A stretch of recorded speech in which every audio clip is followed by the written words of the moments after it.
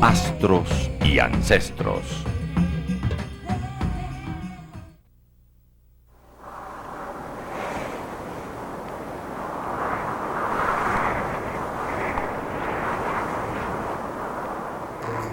Los espíritus han habitado la tierra desde antes del tiempo.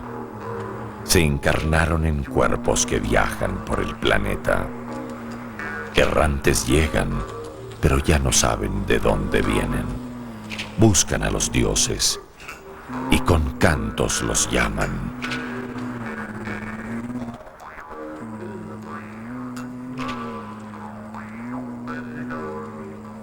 En torno al fuego crecen los hombres y mujeres que pueblan la tierra generosa. Conocen una piedra negra y muy escasa con la que fabrican armas y utensilios. Golpeándola con destreza, obtienen puntas de flechas y lanzas. Intentan saciar un hambre ancestral y no imaginan ser el origen de un ingenio infinito. La piedra se llama obsidiana.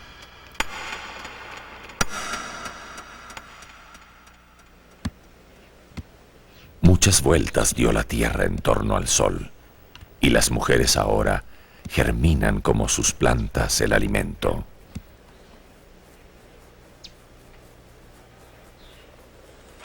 Al fogón siguen llegando los animales y los frutos. Los hombres encontraron por fin su morada, y el sabio chamán eleva su canto a los dioses.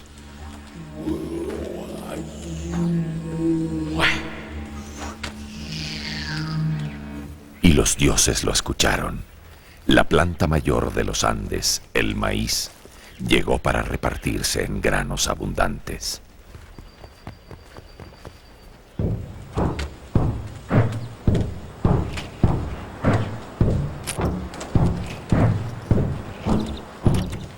El sagrado maíz y la obsidiana salieron por las alturas de los Andes hacia nuevos confines.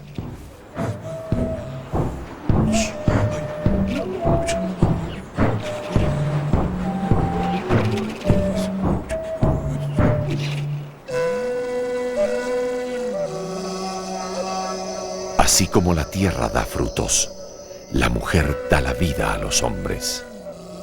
La mujer es la tierra, el hombre quien la fecunda. Así el sol y la luna. Así el amor. Así la muerte. Una dualidad infinita.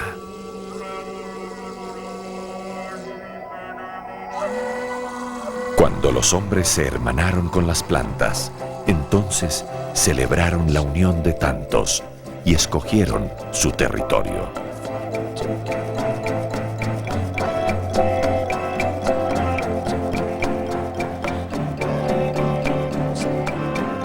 Alabaron a los astros y veneraron a sus muertos.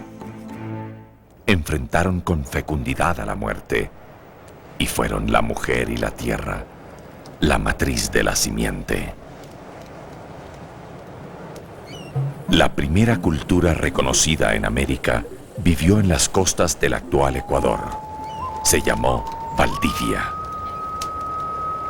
Con ella floreció la cerámica y del barro surgieron las conocidas Venus, mujeres en gestación, el símbolo de la fertilidad.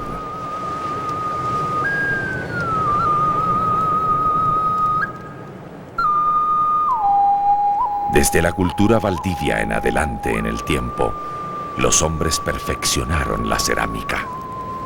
Las diversas culturas que ocuparon en tiempos diferentes una buena porción de las costas ecuatoriales elaboraron variadas vasijas de uso doméstico. Sus ceremoniales los presidían figuras de chamanes, ídolos y animales míticos que servían para convocar a las fuerzas divinas.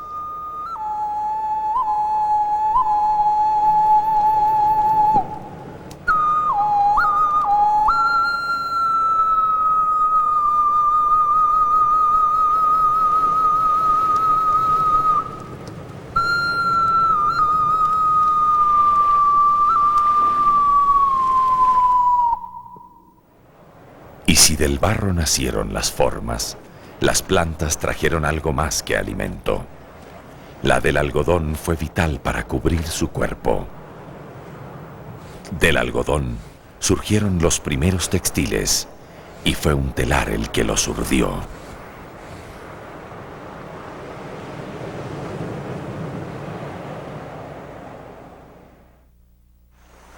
Inquietos en tierra, buscaron el modo de navegar sobre las aguas del mar. No llegaron muy lejos con los llamados caballitos de Totora. Entonces ingeniaron una balsa uniendo troncos, pero no había fuerza que la impulsara sino la humana. Tampoco llegaron a ninguna parte. A pesar de los intentos, la inquietud continuó impulsando el deseo de navegar hacia lo desconocido.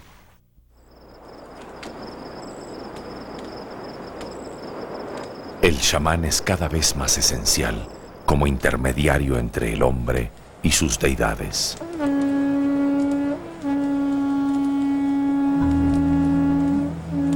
Usa los poderes de una flor, el floripondio, para conversar con los dioses. Les pide una visión para saber cómo cruzar los mares. El sol y los astros de la noche acuden al llamado. Las sombras que el gran astro proyecta sobre la tierra cuando pasa por el tótem indican una posición exacta y un rumbo sobre las aguas.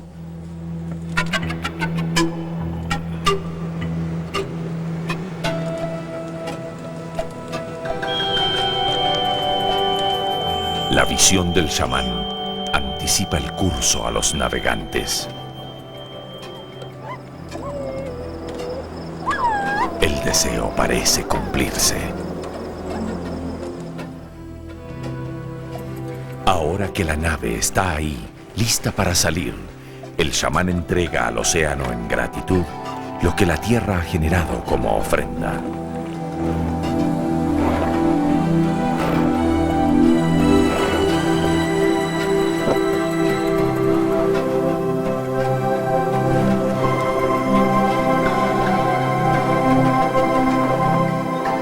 Pieles, telas, frutos de la tierra, algodón y obsidiana son las mercancías. Cerámica es la carga frágil, pero algo más apreciado va con ellos. Es una concha sagrada. Es la Spondylus. Por su misterioso origen marino, se le confiere un poder único.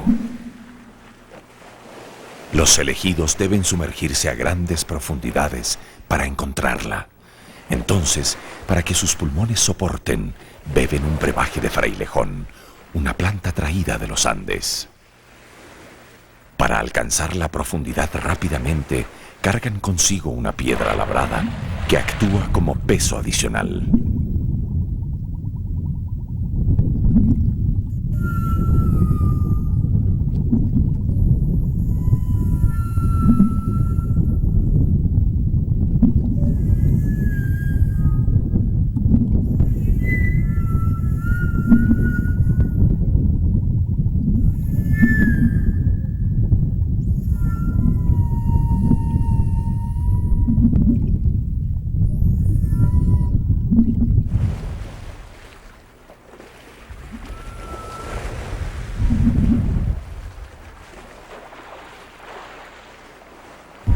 La nave que partió bajo la mirada de los astros y los buenos augurios del chamán regresa a su origen munida de las vivencias de más allá del mar y de Spondylus, la concha sagrada. En la tierra de Salangone los esperan para iniciar la privilegiada labor. Del mar traen dos conchas de la misma familia. Son la Spondylus calcifer y la Spondylus princeps. Si bien la princeps es pequeña, de color rojo en su parte exterior y se encuentra a gran profundidad, la calcifer es más grande, de color púrpura en el borde y se encuentra a menor profundidad. Por medio de lascas de piedra logran perforarlas y crear joyas hechas de cuentas o mullos. Estos, además de usarse como atavíos, fueron reconocidos como monedas y sirvieron para el intercambio. En sus viajes, los navegantes manteños huancavilcas llevaron el spondylus desde Salangone hacia el norte hasta los mayas y hacia el sur hasta lo que hoy se conoce como Chile. Pero por tierra el spondylus llegó tan lejos como a la selva amazónica o los Andes ecuatoriales. Así cada chamán encuentra su camino para hablar con las fuerzas. En la selva por medio de la ayahuasca, poderoso bejuco para curar enfermedades del cuerpo o inspirar el alma.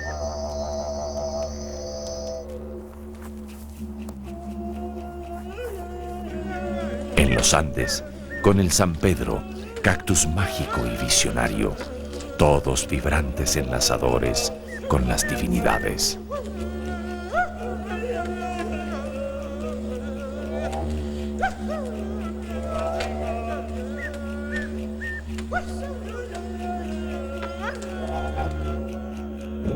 Más allá de las épocas y lugares, el espíritu universal que gobierna a los hombres es acercarse a los dioses en estrecha alianza con la naturaleza.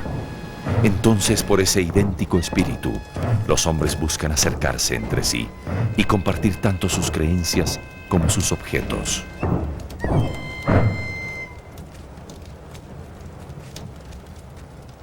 Son conocidos como yumbos, los mercaderes que transportan mercancías desde los Andes a la costa o la selva. Así, entre diversos productos del lugar, la carga de obsidiana de las minas de los Andes comparte la misma estera con la concha sagrada del spondylus.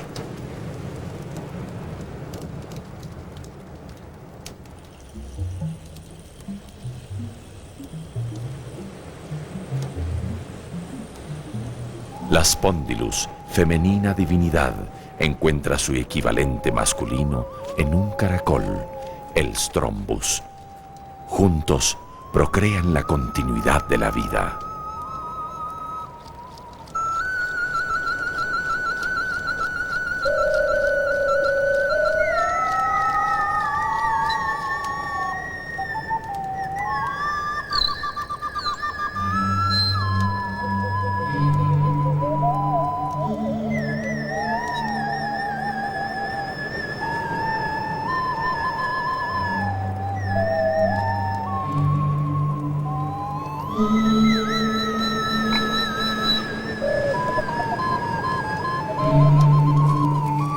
Sus hijos, las flores y los granos, sellan la unión en ofrenda al fuego sagrado.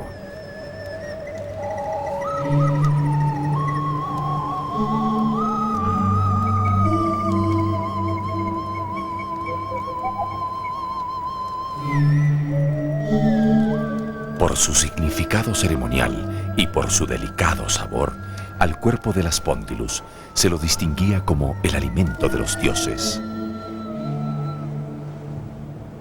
Adornados de simbólicos sellos, se preparan para celebrar, después de tantos viajes y de arriesgadas inmersiones, el bienestar de todos.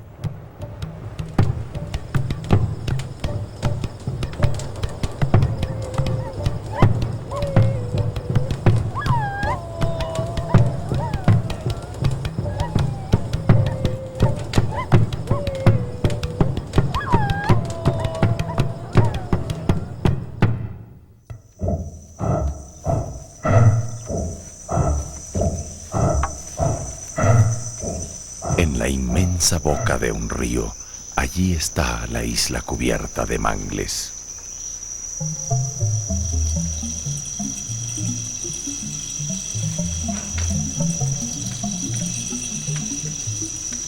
Aquí, el sol se materializa en el oro y la materia se transmuta en espíritu.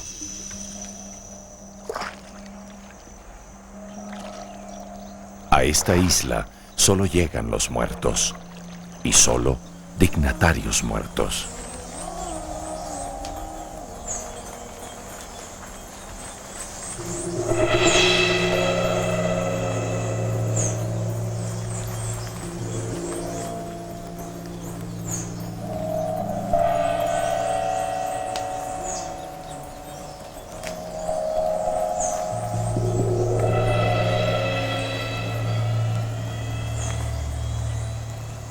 Y unos pocos vivos, únicos habitantes de la isla, por oficio, los adornan de oro.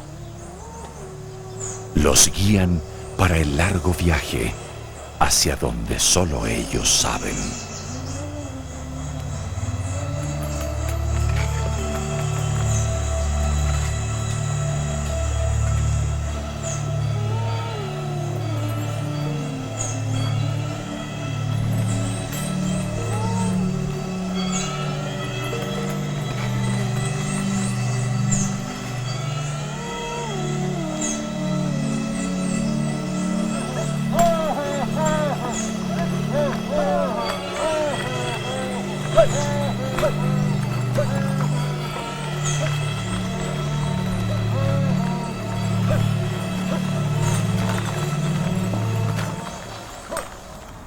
Sobre una pirámide y paralelo al rito funerario de los más altos personajes, sobreviene la ofrenda de una vida.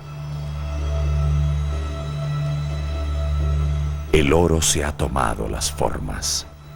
La muerte se ha tomado la isla de la Tolita.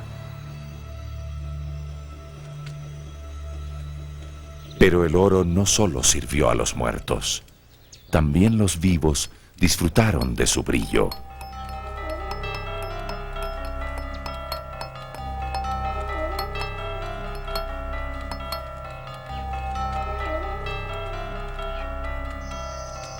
Su abundancia no era riqueza, sino la magnífica manifestación del sol en la tierra. Hace 2000 años se habían formado numerosos señoríos en la mitad de la tierra, en Sudamérica. Las pequeñas comunidades o ayllus han quedado atrás. Las alianzas entre señoríos conformaron confederaciones. Una de ellas, la Cañari, construyó grandes ciudades entre las montañas.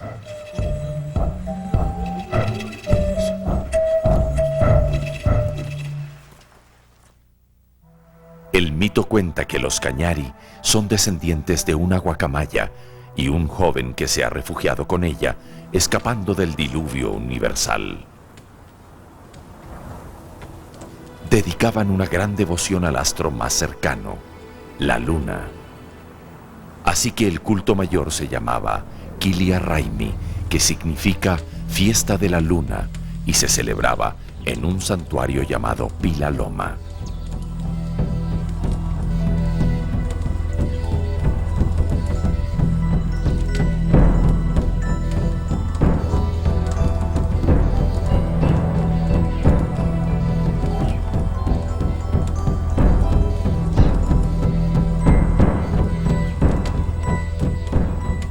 Usaron en torno a sus cabezas un cinto de calabaza como tocado. Por eso los llamaban cabeza de calabaza.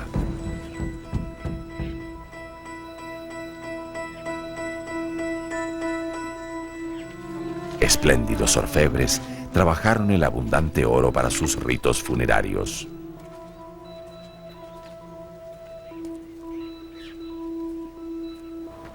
Bajo Pila Loma se oculta el sepulcro de una sacerdotisa ilustre. Sus sirvientas la acompañaron hasta el final.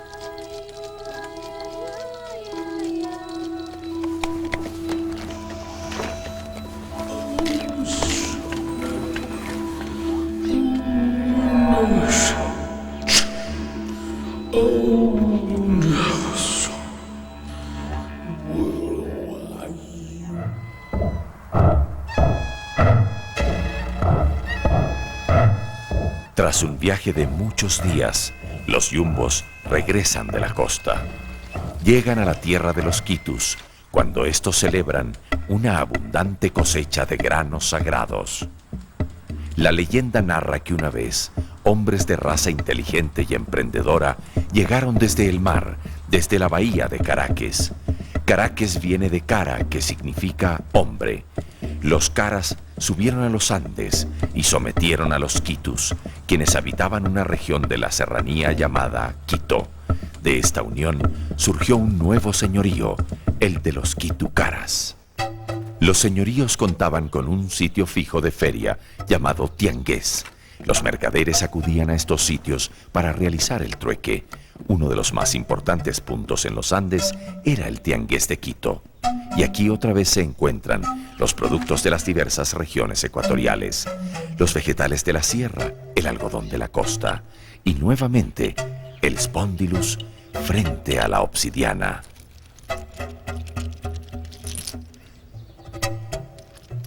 Y las lágrimas de los dioses, el oro. Reinaba en Quito Karan Shiri. Llevaba muchos años en guerra sin poder vencer a sus vecinos los puruáes.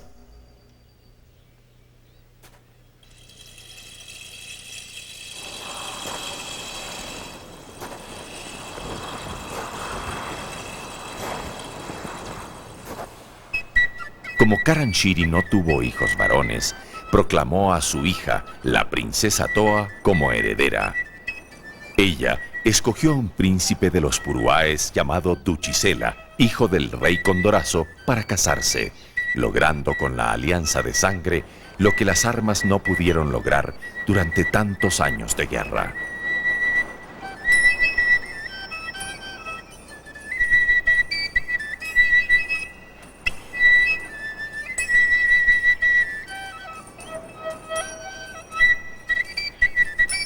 El símbolo real era una gran esmeralda llamada Umiña, que cuidaba de la buena salud y de la dicha.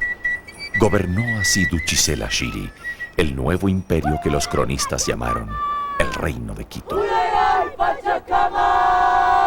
Pocos años después logró la alianza con los poderosos Cañari, extendiendo el territorio hasta Loja en el sur. Toda historia se basa en el mito, que es el poder creador. Los pueblos se nutren de su espíritu y afirman su amor a la madre tierra con las virtudes extraordinarias de la leyenda. Y la leyenda, si poetizada, dulce y mágica, no es sino una verdad dicha con otras palabras. Su verdad no tiene tiempo, atraviesa todas las distancias y explica al corazón con la parábola lo que no puede llegar a la inteligencia por medio del relato minucioso de los hechos. Sucedió una vez en el comienzo de los tiempos.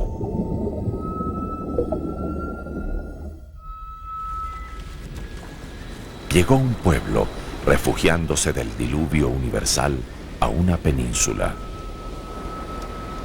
Ahí fundaron el pueblo de Sumpa. Después de transcurrido mucho tiempo, tuvieron un jefe ambicioso y soñador llamado Tumbe. Tumbe dejó dos hijos, Quitumbe y Otoya. Allí, donde su padre no pudo llegar, allí llegaron ellos. Inesperadamente aparecieron por la costa unos gigantes que persiguieron a Otoya.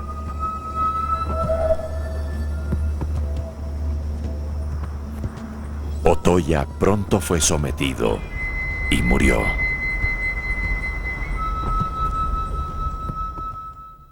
Por su lado, Quitumbe navegó y navegó y llegó a las costas de Perú y fundó la ciudad de Tumbes en honor a su padre. Luego regresó y se refugió en una isla que llamó Puná, no sabemos por qué. Quitumbe no se quedó mucho tiempo en la isla, pero en el vientre de una mujer dejó un precioso hijo llamado Guayanay, que significa golondrina. Finalmente Quitumbe llegó a los fecundos valles de los Andes ecuatoriales y fundó la ciudad de Quito. Quito significa lo del medio o mitad de todo. Mientras, en la isla de Puná, Guayanay Golondrina tuvo un descendiente llamado Manco Cápac. Llegó con su mujer, Mamauquio, al lago Titicaca. Otra leyenda dice que ambos nacieron en ese lago y después, como enviados del dios Viracocha, seguirían el camino hasta encontrar el sitio para fundar el Cusco. Cusco llegó a ser la capital del imperio incaico y Manco Cápac el primer inca.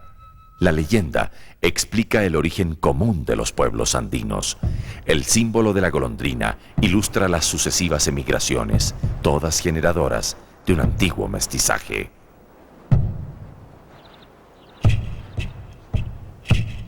Creció inmenso el imperio cusqueño. Fue el inca Tupac Yupanqui el primer conquistador y en su afán dominó a los Cañari y llegó a las puertas de Quito. El inca desterró a muchos de los pueblos dominados y los mandó a vivir a lugares alejados. Este era el sistema de los mitimaes. Así también trajo mitimaes cusqueños a Quito. Mucho tiempo permaneció el inca en Tomebamba, que fue la capital de la provincia. Aquí nació su hijo primogénito Huayna Cápac.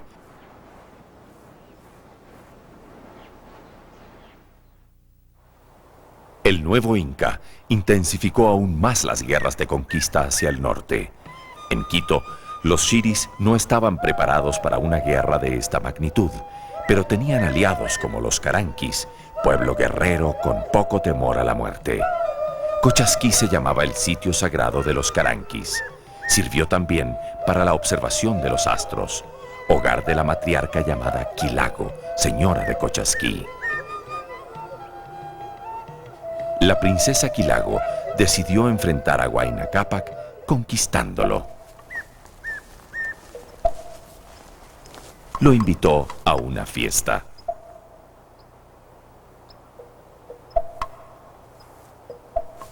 Después de ofrecerle chicha en una copa de oro, la seducción fue inmediata.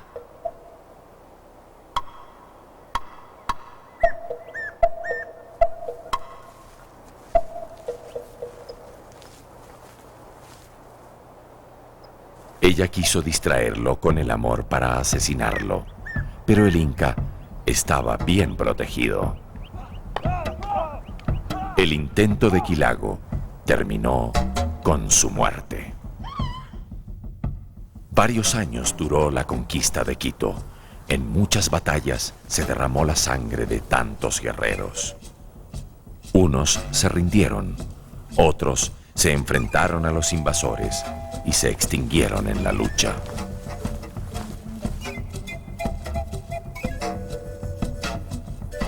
Una legendaria batalla a la orilla de un hermoso lago le costó la vida a más de 20.000 quiteños.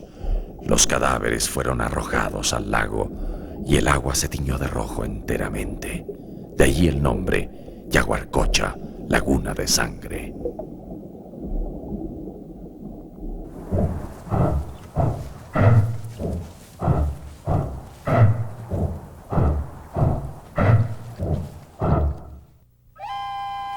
Un sinfín de batallas siguió a la de Yaguarcocha, una más sangrienta que la otra. Vive en la memoria que el legendario guerrero quiteño Pintac fue apresado por Huayna Cápac. Impresionó al inca el carácter orgulloso y valiente del quiteño.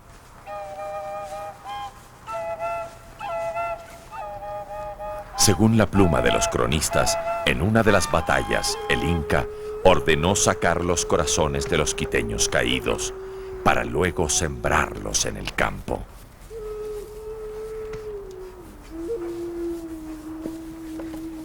En otra batalla, el cacique quiteño Cacha también perdió la vida.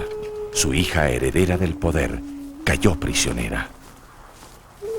Su gran atractivo llamó la atención del inca. Así Pacha se salvó de la muerte en brazos de Huayna Cápac. El inca trató de convencer a Pintac que cambie de bando. El guerrero permaneció inmutable. Huayna Cápac se enamoró de Pacha. Esa noche sería crucial tanto para el inca como para todo Quito. La insignia de los xiris era una gran esmeralda y la de los incas un borlón carmesí. Ahora ambas coronan la frente de Huayna Cápac. Así como antes sucedió con la princesa Toa, Pacha evitó más derramamiento de sangre a través de la seducción y el matrimonio.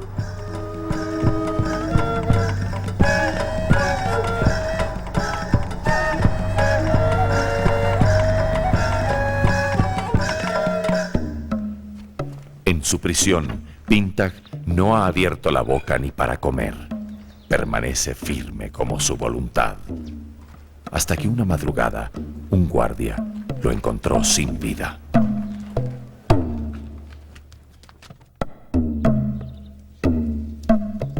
Enardecidos por la tenacidad de Pintag, los incas le quitaron la piel.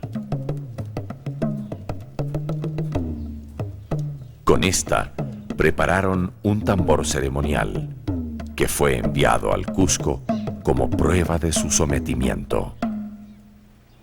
Los incas no conocían la escritura en su forma actual, pero los mensajes los transmitieron a través de un ingenioso sistema de nudos llamados quipus. Los mensajeros o chasquis descansaban a lo largo del camino en lugares llamados tambos. Los tambos eran puestos militares estratégicamente ubicados. El camino del Inca recorrió todo el imperio desde el sur de Colombia hasta Chile. Su creación hizo posible así una comunicación estable y constante entre las numerosas regiones. Era una sociedad basada en la esclavitud, por lo que los avances tecnológicos no fueron necesarios. Los incas no conocieron la rueda.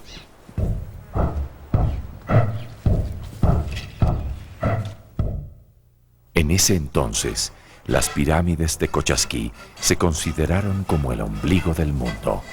Allí los incas absorbieron los antiguos conocimientos de las sacerdotisas caranquis en sus observaciones de los astros.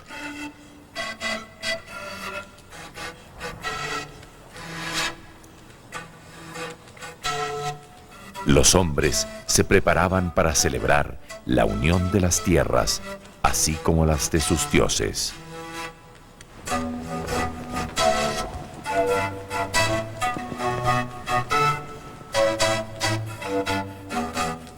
El chamán inca entrega la sabiduría de la sagrada coca.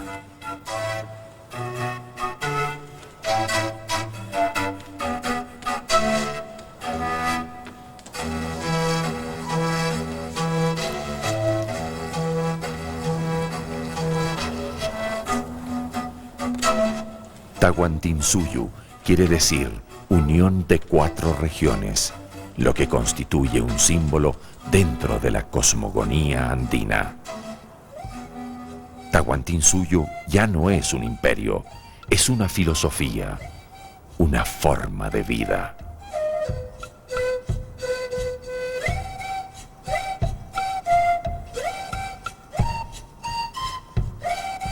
El inca Huayna Cápac amaba tanto estas tierras que en Tomebamba erigió una estatua de oro con la figura de su madre, en cuyo interior guardó la matriz de la cual él vino al mundo. Pero algo amenaza este fulgurante auge del incario. Nadie conoce la premonición que el chamán siente cuando consulta a los dioses sobre el porvenir.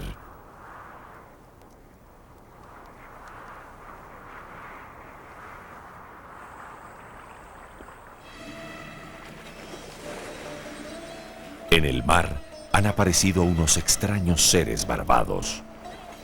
Los españoles no podían tener las visiones del chamán, pero lo que lograron ver por su catalejo les quitó el aliento. Era una balsa manteña con sus intrépidos navegantes a bordo. Pero el chamán solo vislumbra un rostro que atribuye a una memoria ancestral. El dios Viracocha. ¡Viracocha! Según la leyenda, Viracocha, un hombre blanco y barbado, emergió del lago Titicaca y prometió a los incas proteger su imperio.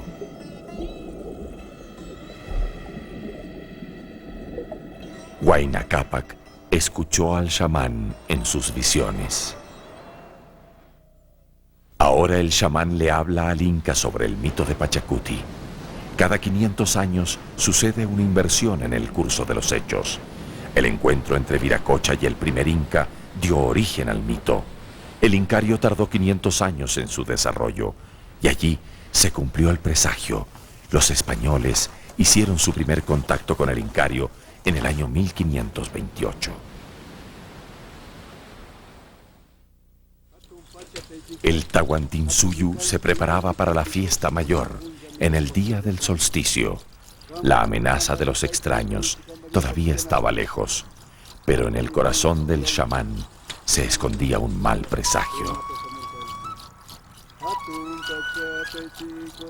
La ceremonia para rendir tributo al sol, el Inti Raymi, estaba por comenzar.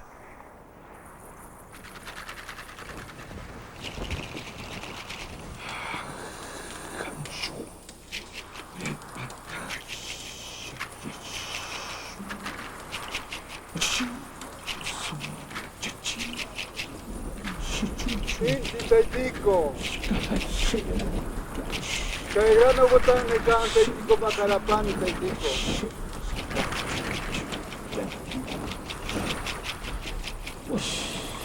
Kaigo Tachasquipa Taitico Inti Taitico.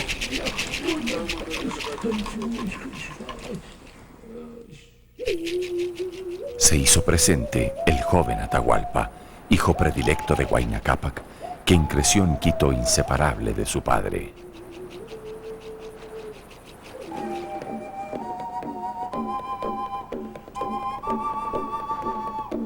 Inti Taita.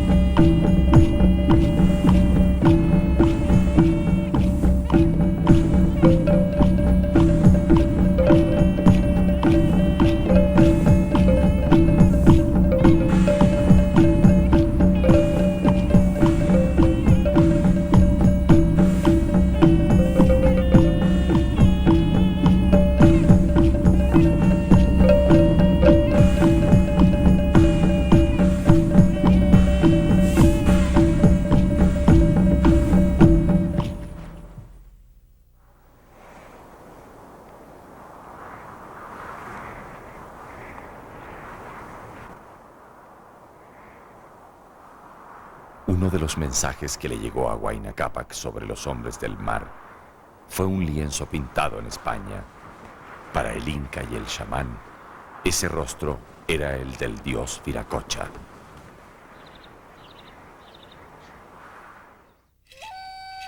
El Inca nunca supo si los barbudos hombres del mar eran dioses o humanos. Huayna Cápac nunca vio un español. Murió confiado en la protección de Viracocha. Su cuerpo fue trasladado al Cusco, pero su corazón se guardó en una copa de oro, de acuerdo a su voluntad, en Quito. Antes de morir, dejó el mando del imperio a sus dos hijos como herencia. Al cusqueño Huáscar la parte del sur y a Atahualpa lo que era Quito. La lucha que se desató entre los dos hermanos fue la guerra civil más sangrienta y absurda de toda la historia.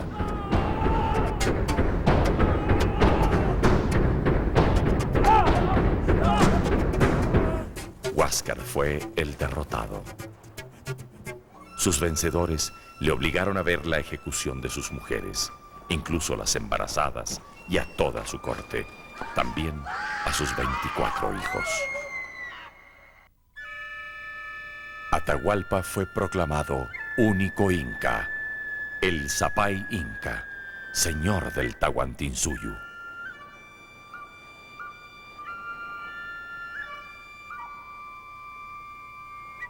Mientras tanto, los españoles habían desembarcado y avanzaron tan tierra adentro que llegaron hasta la ciudad de Cajamarca.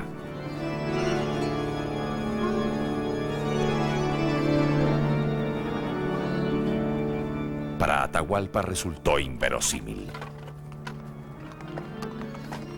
Era la primera vez que veía a los barbados y además montados sobre este extraño animal.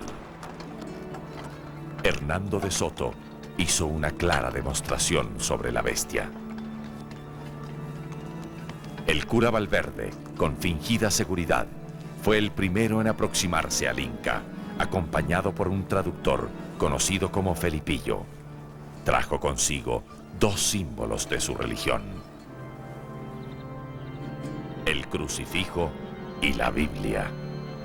Cuando le fueron ofrecidos al Inca, este contestó: yo no quiero a un Dios que no se ve y castiga a su hijo con la muerte. Mi Dios es mi Padre, el Sol. Todos los días aparece, me ilumina, me da calor, hace crecer a las plantas que me alimentan. Es un buen Dios. Francisco Pizarro, ofendido y a la vez atemorizado, ordena atacar con más audacia que tropas a la numerosa corte del Inca. En cuestión de horas, la matanza se ha consumado. Atahualpa es apresado por el propio Pizarro.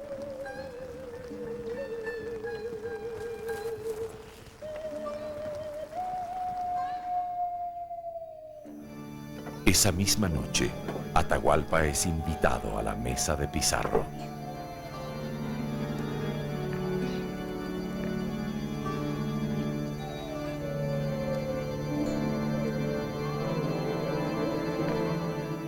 Le permiten conservar todos sus privilegios habituales, incluso el cuidado que sus esposas siempre le prodigan.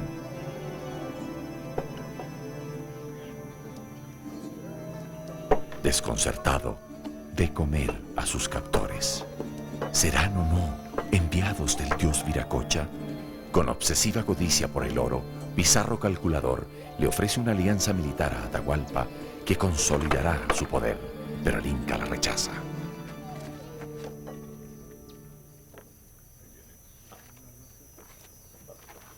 Hasta que se da cuenta que está preso. Pizarro quiere oro, mucho oro. El Inca ofrece entonces llenar con oro la habitación hasta la altura marcada a cambio de su libertad.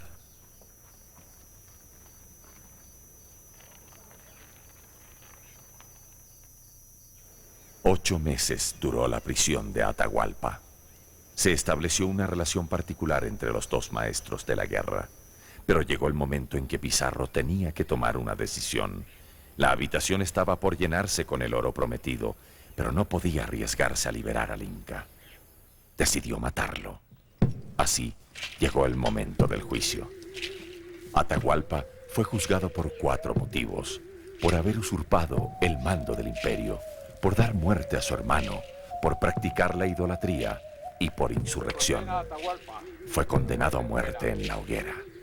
En el último momento, Valverde le ofreció el sacramento del bautizo. Atahualpa asintió, creyendo salvar con esto su vida.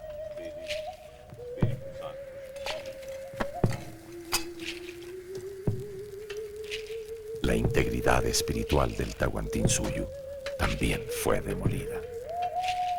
Piadosamente la sentencia del indio, ahora cristiano, fue cambiada por el ahorcamiento.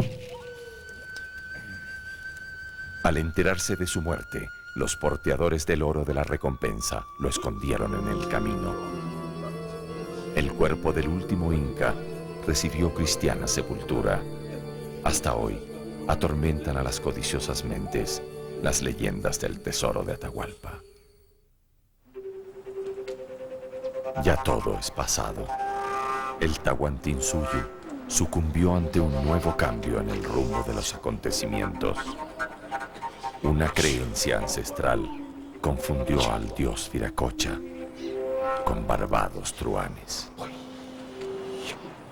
Un inmenso silencio reina desde entonces.